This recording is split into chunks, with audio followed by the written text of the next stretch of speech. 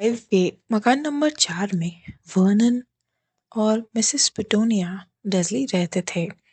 Mister Dursley काफी मोटे और हाइट में छोटे थे। वो इतने मोटे थे कि उनकी गर्दन ना के बराबर दिखती थी, जबकि पिटोनिया काफी लंबी थी और उनकी गर्दन भी लंबी थी। ये उनके तब काम आती थी जब उन्हें पड़ोसियों की ताक झांक करनी होती थी। और मिस्टर डर्सली ड्रिल्स नामक कंपनी के, जो कि ड्रिल्स बनाती थी, के डायरेक्टर थे। उनके बेटे का नाम डडली था, जिसे वो दोनों ही बहुत प्यार करते थे और अपने बच्चे को दुनिया का सबसे प्यारा बच्चा मानते थे, भले ही वो कितनी ही शरारत क्यों ना करे। मिसेस डर्सली की एक बहन भी थी जिसका नाम लिली पॉटर था, और उसके हस्बैंड का नाम जेम्स पॉटर था, जिसके बारे में उन्होंने किसी से जिक्र तक नहीं किया था, क्योंकि उन्हें कोई बहन भी है।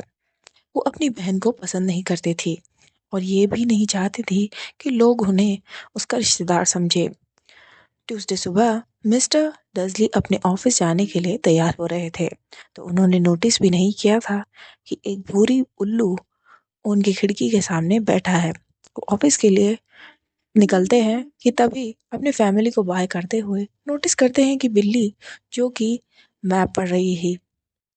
जब उन्होंने वापस सर झटक कर देखा तो बिल्ली वहां थी ही नहीं, कि फिर उन्हें लगा कि ये शायद उनका वहम होगा। जब वो कार में बैठकर जाने लगे तो प्राइवेट ड्राइव की मोड़ पर उन्होंने उसी बिल्ली को दोबारा देखा, जो कि अब साइन बोर्ड पढ़ रही थी। ये सब बातें उनके लिए काफी अजीब थी, क्योंकि उन्होंने कभी ऐसी बिल्ली नहीं देखी थी और ना ही बिल्लियां कभी ऐसा करती हैं। सब चीजों को भूलकर वो अपने ऑफिस के ऑर्डर के बारे में सोचने लगे। फिर जब वो ट्रैफिक में फंसे थे तो उन्होंने बहुत से अजीब चोगे जैसे कपड़े पहने हुए लोगों को देखा, जो कि नॉर्मल नहीं था। उन्हें अजीब लोग पसंद नहीं थे। उन्होंने सोचा कि आजकल के बच्चे फैशन के नाम पे कुछ भी पहनते हैं। फिर उनकी नज़र एक ग्रुप पर गई जिसमें कुछ बूढ़े लोगों ने भी इसी तरह के कपड़े पहने थे। उन्हें लगा कि क्या हुआ है इन लोगों को, इतने बूढ़े लोग भी ऐसा कर सकते हैं। उन्होंने सोचा शायद ये लोग चंदा इकट्ठा करने वाले होंगे। पर डर्सली अपने ऑफिस की पार्किंग पर पहुंचने के बाद इन सब बातों को भूल चुके थे। मिस्टर डर्सली का ऑफिस 9th फ्लोर पे था। खिड़की की तरफ वो अपने ऑफिस की खिड़की की तरफ पीठ करके बैठते थे, इसकी वजह से आज जो भी हो रहा था उन्होंने वो नोटिस ही नहीं किया। खिड़की के बाहर न जाने कहां से ढेर सारे उल्लू आ रहे थे। बाहर सभी लोग इन्हें देख रहे थे और हैरान परेशान थे, सिवाय मिस्टर डर्सली के, जो कि ऑफिस के काम में काफी बिजी थे। उन्होंने सोचा कि वो लंच में पास की बेकरी से स्वीट ब्रेड ले आएंगे। जब वो बेकरी की तरफ जा ही रहे थे तो उन्होंने फिर से उसी भीड़ को देखा, जो कि अजीब से कपड़े पहने हुए थे। जब वो ब्रेड लेकर वापस आ रहे थे तो उनकी कानाफूसी की कुछ बातें उनके कानों में पड़ गई, जिसमें पॉटर परिवार और उनके बेटे हैरी का जिक्र था। ये नाम सुनकर उन्हें झटका सा लगा। उन्होंने सोचा कि वो सोच तो रहे हैं, वो पूछताछ करेंगे, पर उन्हें न जाने इस बात को इग्नोर कर दिया। फिर उन्होंने ऑफिस पहुंचकर मिस्टर डर्सली को अपनी वाइफ पिटूनिया को फोन करना चाहा, पर वो ये सोचकर रुक गए कि शायद ये कोई और बड़ा फैमिली होगी, और उन्हें अपने भांजे का नाम भी कंफर्म नहीं था, क्योंकि वो उससे कभी मिले भी नहीं थे। इन सब बातों की वजह से आज उनका काम में मन ही नहीं लगा।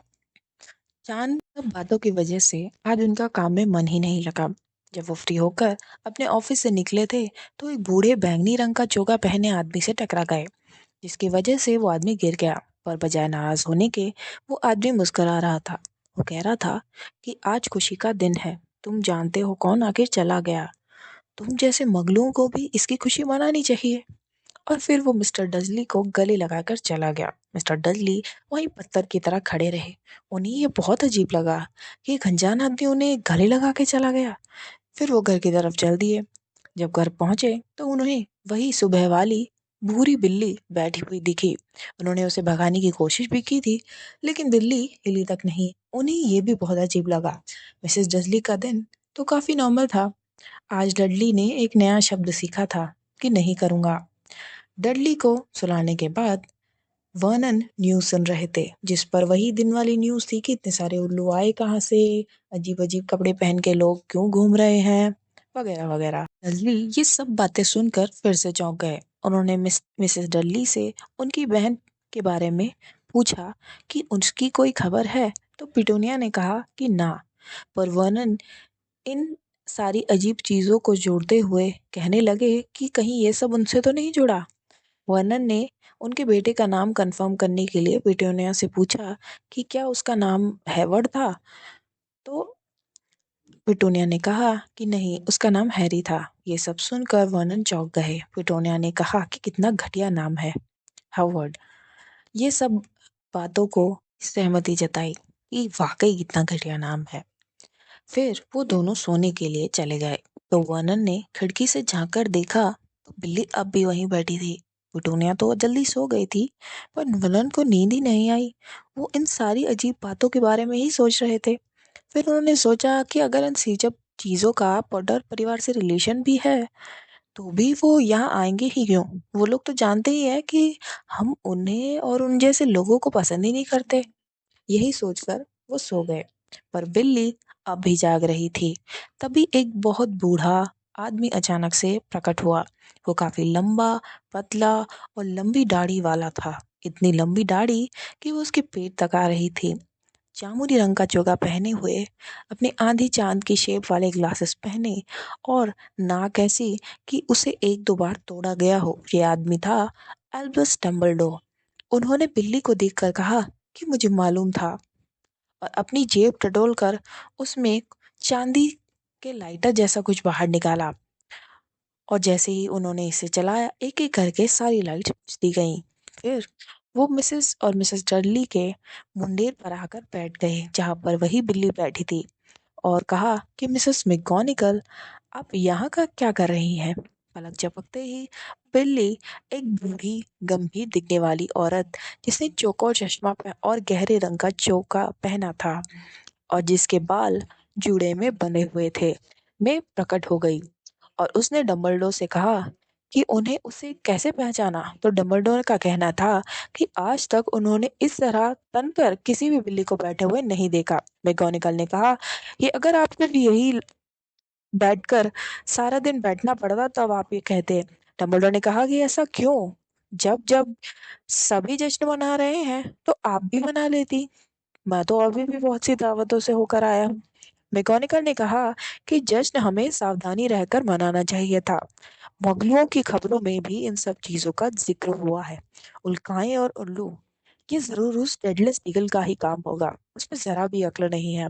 डम्बलडोर ने कहा कि 11 साल से हमारे पास कोई वजह ही नहीं थी जश्न मनाने की। मैगोनिकल ने कहा कि मैं जानती हूँ, फिर भी सावधानी तो बरतनी ही चाहिए ना। हमारे लोगों को चाहे चोगा पहनकर ही ऐसे ही घूम रहे थे ये लोग, कम से कम मुगलों वाले कपड़े तो पहन लेते।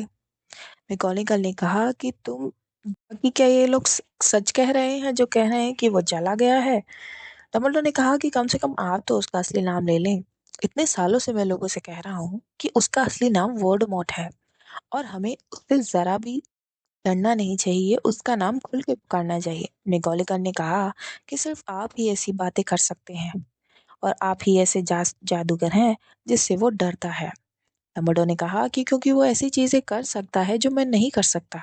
मैकेनिकल ने कहा कि आप कर सकते हैं, पर आप करना नहीं चाहते।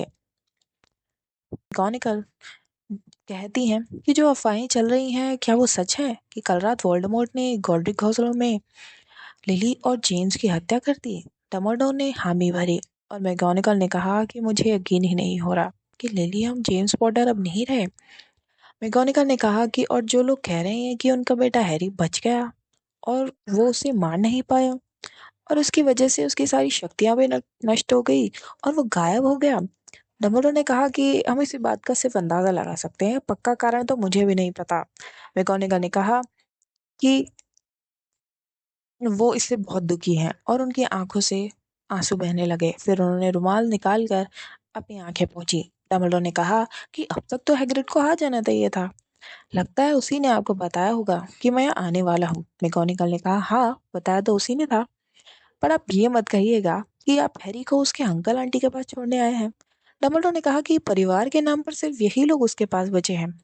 मैकेनिकल ने कहा कि ये लोग ठीक नहीं हैं, हम जैसे लोगों से नफरत करते हैं, और काफी अजीब भी हैं ये लोग हैरी का ध्यान नहीं रख सकते। डम्बलडोर ने कहा कि हैरी के लिए इससे बेहतर की जगह कोई नहीं है, मैं उनके लिए चिट्ठी भी रखती है। ने कहा ये बच्चा बड़ा होकर काफी मशहूर होगा, हमारी दुनिया में बच्चा बच्चा इसका नाम जानेगा।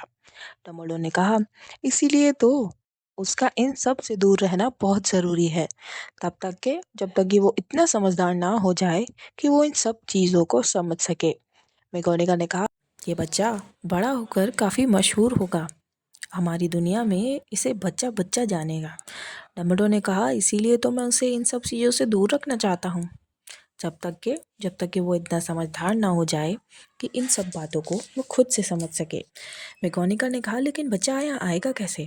डम्बलडोर ने कहा कि हैग्रिड उसे ला रहा है। मैगोनिका ने कहा कि क्या आप हैग्रिड पर इतना भरोसा कर सकते हैं कि इतना जिम्मेदारी वाला काम उसे दे सकें? डम्बलडोर ने कहा कि उसे हैग्रिड पर पूरा विश्वास है। तभी एक उड़ती हुई मोटरसाइकिल वहाँ आई और एक विशालकाय आदमी कम्बल में लिपटे हुए बच्चे को आता हुआ दिखा। डम्बलडोर ने उससे कहा कि ये बाइक किससे ली है हैग्रिड? तभी हैग्रिड ने कहा कि ये बाइक उससे सीरियस ब्लैक से उधार ली है। डम्बलडोर और मैगोनिकल ने हैरी को कम्बल में लिपटे हुए देखा तो मैगोनिकल ने नोटिस किया उसके सिर पर एक बिजली के आकार वाला निशान। उन्होंने डम्बलडोर से कहा कि क्या इस निशान का आप कुछ नहीं कर सकते? डम्बलडोर ने कहा कि मैं चाहता तो कर सकता था, पर कभी कभी ऐसे निशान काम ही आ जाते हैं। तब उन्होंने हैरी को अपनी गोद में ले लिया और कहा कि जितना जल्दी हो सके हमें इस काम को निपटा देना चाहिए। इसके बाद हैग्रिड फूट फूट कर रोने लगा और कहने लगा कि लिली और जेम्स मर गए और अब बेचारे हैरी को इन मगलों के साथ रहना पड़ेगा। मैगोनिकल ने उससे सांत्वना दी और समझाया। ऐसा करके डम्बलडोर धीरे से हैरी को और मिस्टर मिसेस डिडली के एंट्रेंस डोर्स पर रख दिया एक चिट्ठी के साथ। पहले हैग्रिड गया और फिर मैगोनिकल और उसके बाद गुड लक हैरी कहकर डम्बलडोर भी चले गए।